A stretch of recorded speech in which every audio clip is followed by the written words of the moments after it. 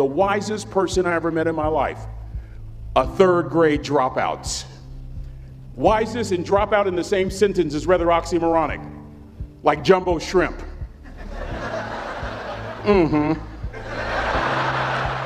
Like fun run, ain't nothing fun about it.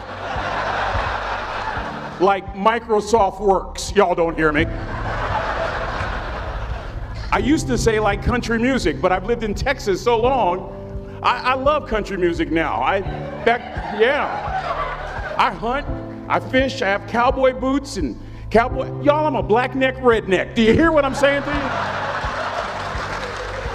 you? No longer oxymoronic for me to say country music. And it's not oxymoronic for me to say third grade and dropout. That third grade dropout, the wisest person I ever met in my life, who taught me to combine knowledge and wisdom to make an impact, was my father. A simple cook. Wisest man I ever met in my life. Just a simple cook. Left school in the third grade to help out on the family farm, but just because he left school doesn't mean his education stopped. Mark Twain once said, "I've never allowed my schooling to get in the way of my education." My father taught himself how to read, taught himself how to write, decided in the midst of Jim Crowism, as America was breathing the last gasp of the Civil War, my father decided he was going to stand and be a man. Not a black man, not a brown man, not a white man, but a man. He literally challenged himself to be the best that he could all the days of his life. I have 4 degrees. My brother is a judge. We're not the smartest ones in our family. It's a third grade dropout daddy. A third grade dropout daddy who was quoting Michelangelo, saying to us, "Boys, I won't have a problem if you aim high and miss, but I'm going to have a real issue if you aim low and hit." A country mother quoting Henry Ford, saying, "If you think you can or if you think you can't, you're right." I learned that from a third grade drop. Simple lessons. Lessons like these. Son, you'd rather be an hour early than a minute late. We never knew what time it was at my house because the clocks were always ahead. My mother said for nearly 30 years my father left the house at 3:45 in the morning. One day she asked him, "Why, Daddy?" He said, "Maybe one of my boys will catch me in the act of excellence. I want to share 2 things with you." Aristotle said, "You are what you repeatedly do." Therefore, excellence ought to be a habit, not an act. Don't ever forget that. I know you're tough, but always remember to be kind. Always. Don't ever forget that. Never embarrass mama. Yeah. If mama ain't happy, ain't nobody happy. If daddy ain't happy, don't nobody care. But I'm trying to tell you. Next lesson. Lesson from a cook over there in the galley. Son, make sure your servant's towel is bigger than your ego. Ego is the anesthesia that deadens the pain of stupidity. Y'all might have a relative in mind you want to send that to. Let me say it again. Ego is the anesthesia that deadens the pain of stupidity. Pride is the burden of a foolish person. John Wooden coached basketball at UCLA for a living, but his calling was to impact people. And with all those national championships, guess what he was found doing in the middle of the week? Going into the cupboard, grabbing a broom, and sweeping his own gym floor. You want to make an impact? Find your broom. Every day of your life, you find your broom. You grow your influence that way. That way you're attracting people so that you can impact them. Final lesson. Son, if you're going to do a job, do it right. I've always been told how average I can be. Always been criticized about being average. But I want to tell you something. I stand here before you, before all of these people, not listening to those words, but telling myself every single day to shoot for the stars, to be the best that I can be. Good enough isn't good enough if it can be better, and better isn't good enough if it can be best. Let me close with a very personal story that I think will bring all this into focus. Wisdom will come to you in the unlikeliest of sources, a lot of times through failure. When you hit rock bottom, remember this. While you're struggling, rock bottom can also be a great foundation on which to build and on which to grow. I'm not worried that you'll be successful. I'm worried that you won't fail from time to time. A person that gets up off the canvas and keeps growing, that's the person that will continue to grow their influence. Back in the 70s, to help me make this point, Let me introduce you to someone.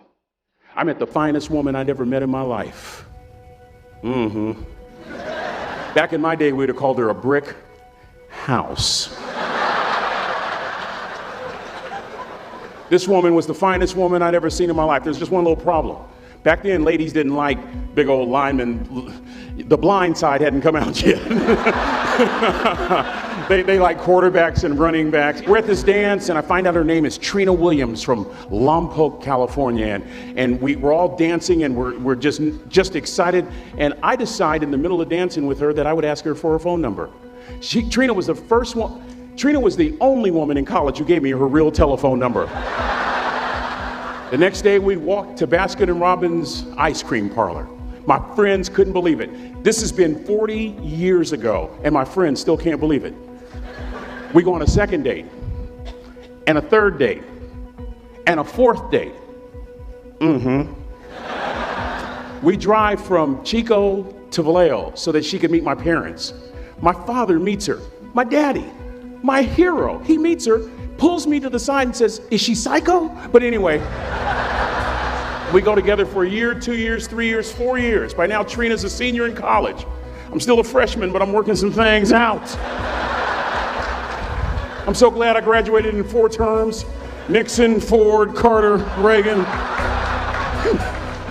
So now it's time to propose. So I talk to her girlfriends, and it's California, it's in the 70s, so it has to be outside. You have to have a candle, and you have to have, some chocolate. And listen, I'm from the hood. I had a bottle of Boone's Farm wine. That's what I had. She said yes. That was the key. I married the most beautiful woman I'd ever seen in my life. Y'all ever been to a wedding, and even before the wedding starts, you hear this? How in the world? And it was coming from my side of the family.